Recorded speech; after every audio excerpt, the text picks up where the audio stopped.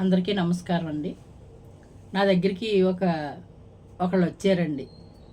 ఎలా అంటే ఆయన నలుగురు కొడుకులు, ఆడపిల్లలు లేరు. భార్యాభర్తలిద్దరూ కూడా చాలా అన్యోన్యంగా ఉండేవారు. పిల్లలు కూడా తల్లిదండ్రులని మాట జవదాటేవారు కాదు. చాలా ఆప్యాయతగా ఉండేవారు. పిల్లలందరూ కూడా నాకు తెలుసు బాగాను. ఏం చేస్తున్నారమ్మా అంట వచ్చారు. నాకు తెలియక నేను వదిన గారు ఎలా ఉన్నారండి అనేసి పలకరించాను. అంటే ఈ మధ్యకాలంలో నాకు కనిపించలేదు ఆయన. అడిగితే లేరమ్మా, వదిన కాలం చేసింది, షుగర్ అది పెరిగిపోయి వదిన ఆరోగ్యం పాడైందమ్మా అని చెప్పారు. అయ్యో అలాగా అన్నయ్య, నాకు తెలీదు అని అన్నాను నేను. కాసేపు కూర్చుని నీ పరిస్థితి ఏంటమ్మా, ఎలా ఉన్నావు, ఆరోగ్యం ఎలా ఉందని క్షేమ సమాచారాలు, అంటే మా ఫ్యామిలీకి ఆడ ఫ్యామిలీకి మంచి అటాచ్మెంట్ ఉంది అని అడిగారు. పర్వాలేదు అన్నయ్య, ఏదో అలాగా గెంటుతున్నాను బాబాగారి దయ వల్ల అనేసి నేను ఏదో చెప్పాను. మా అబ్బాయితో మాట్లాడారు, సరదాగా కాసేపు కూర్చుని మాట్లాడారు. ఆయన ముందు ఒక సమస్య వచ్చింది. ముగ్గురు పిల్లలు ఒక రకమైన ఏయో ఉద్యోగాలు చేసుకుని పెళ్ళిళ్ళు అయిపోయినాయి నలుగురికి. చిన్నవాడికి కూడా పెళ్లి చేసారంట. ముగ్గురు 3 చోట్ల వాళ్ళ ఇల్లు ఒకళ్ళు పలపరుచుకుని వెళ్ళిపోయారు. ఈ లాస్ట్ అబ్బాయి అద్దింట్లో ఉంటున్నాడు. తండ్రి కొడుకు దగ్గరే ఉన్నాడు, చిన్న కొడుకు దగ్గర ఉండి ఆయన కూడా ఇంకా కూడా ఏదో చేసుకుని ఏదో ఒక రూపాయి డబ్బులు తెచ్చుకుంటున్నారు. ఆయన చాలా సున్నితమైన మనస్కుడు అండి. చాలా మంచి మనిషి, మంచి సున్నితమైన మనస్కుడు, మంచి మనిషి, ఎదరోళ్ళు నొప్పించే రకంగా ఉండడం.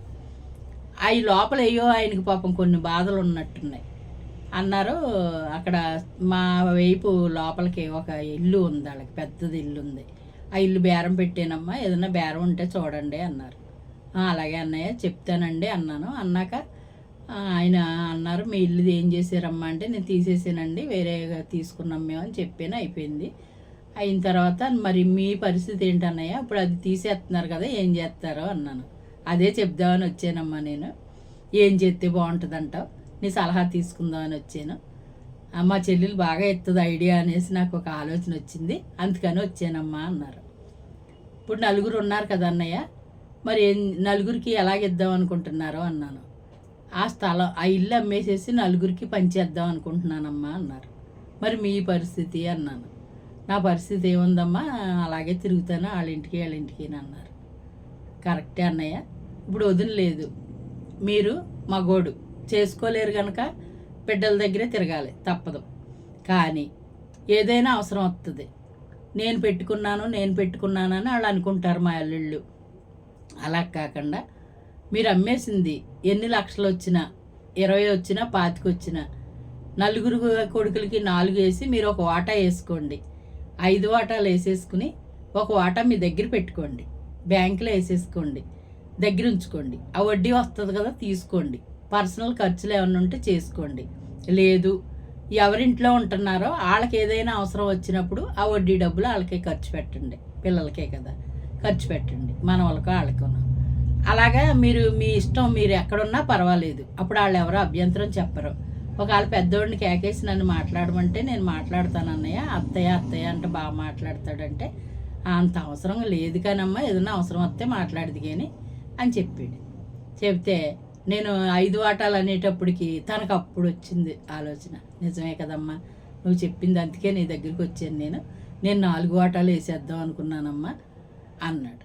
ఇప్పుడు బాగానే ఉన్నావు వదిన, సడన్గా అలా అయింది కదా, ఇప్పుడు బాగానే ఉన్నారు మీరు, తర్వాత ఏదైనా అవసరం ఎలా ఉంటుందో తెలియదు కదండి, ఎవరైనా రోజులు బాగుంటే పర్వాలేదు, ఆ కోడళ్ళు కదండి, రేపు పొద్దున్న రోజు చేతిలో డబ్బులు లేకుండా చేసుకుని నాకు అవసరం రా, ఒక 1000 రూపాయలు ఇయ్యి అని కొడుకుని అడిగే పరిస్థితి లేకుండా ఉంటే మంచిదేమో, అది నా ఉద్దేశం అన్నయ్య అన్నాను.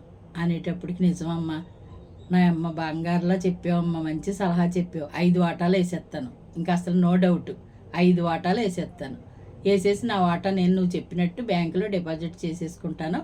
వాళ్ళ నలుగురి వాళ్ళకి ఇచ్చేస్తాను. నేను చిన్నోడు ఇంట్లోనే ఎక్కువ ఉంటున్నాను, చిన్నోడు ఇంకా పిల్లలు అయ్యి లేరు కదా, వాళ్ళందరూ బాధ్యతలు వచ్చేసినాయి. చిన్నోడి ఇంట్లో ఉంటున్నాను కనుక నువ్వు అన్నట్టు నా మందు మాకు ఏదైనా కావాలంటే కొనుక్కుని నేను ఏ హాస్పిటల్ కన్నా అది ఉపయోగించుకుని ఇంకా ఏదో వెళ్తున్నాను కదా, ₹1 డబ్బులు వస్తున్నాయి, అవి కలిపి అలా చేసుకుంటాను నేను. బాగానే చెప్పావమ్మా, ఇలాగే చేస్తాను, మంచి ఐడియా ఇచ్చావు నాకు అనేసి చాలా మురిసిపోయి సంతోషపడిపోయాడండి. సంతోషపడిపోయి వాళ్ళు ఏం పడుతున్నారో పట్టించుకోడండి ఆయన. ఎవరి గొడవ ఉండదు. కేకెత్తే పలుకుతాడు, లేకపోతే లేదు. చక్కటి జీవితం గడుపుతున్నాడండి. మగోడే, కానీ ఎంత సంస్కారంగా ఉంటాడో చెప్పలేమండి. చాలా మంచి మనిషి. ఇప్పుడు అది అమ్ముడైపోద్ది. ఇంకా రేపో మాపో బేరం వచ్చి ఉన్నది. అమ్ముడైపోతే ఓ 25 లక్షలు వచ్చినాయి అనుకోండి, తలా 5 లక్షలు ఇచ్చేస్తాడు. ఈ 5 లక్షలు ఉంటాయి కదా, తనంతరం 4 కొడుకులు పంచుకుంటారు. ఈ నిమిత్తం ఖర్చులు ఉంటాయి కదా, అలా అని చెప్పానేమో అనుకోద్దు అన్నయ్య, ఇలా చెప్పానంటే, లేదమ్మా నేను ఇంతకే వచ్చాను, నాకు నువ్వు ఏదైనా మంచి మాట చెప్తావని వచ్చాను, నువ్వు చెప్పినట్టే చేస్తాను, నేను మళ్ళీ తర్వాత కనిపిస్తానని చెప్పి వెళ్ళిపోయాడు. చాలా సంతోషపడ్డానండి నేను. ఎందుకంటే నేను కూడా ఒక ఆలోచన ఇచ్చాను కదా, ఆ ఆలోచన అమ్మని చేస్తానని చెప్పాడు. ఆయనకి సంతోషంగా గడిచిపోతాయి రోజులు. ఏమంటే డబ్బులు ఉంటే ఈ రోజుల్లో పర్వాలేదు, జారనిస్తారు. డబ్బులు లేవు, ఎవరే వాళ్ళకి పనిచేసాడు అనుకోండి ఇసుక్కుంటూ ఉంటారు. మా ఇంటికాడే ఉండాలా, ఇంకా 4 ఉన్నారు కదా, నేను ఒక్కడనే చూడాలా అని భారం అనిపిస్తుంది. ఈ డబ్బులు ఉంటే ఎక్కడుంటే అక్కడ ఆ వచ్చిన డబ్బులు 5 లక్షల నిమిత్తం వచ్చిన డబ్బులు ఖర్చు పెట్టచ్చు కదా, ఇతని అవసరానికి కూడా వాడుకుంటాడు కదా. మంచి అభిప్రాయమే కదండి అది. నేను మంచిగా ఇచ్చాను సలహా.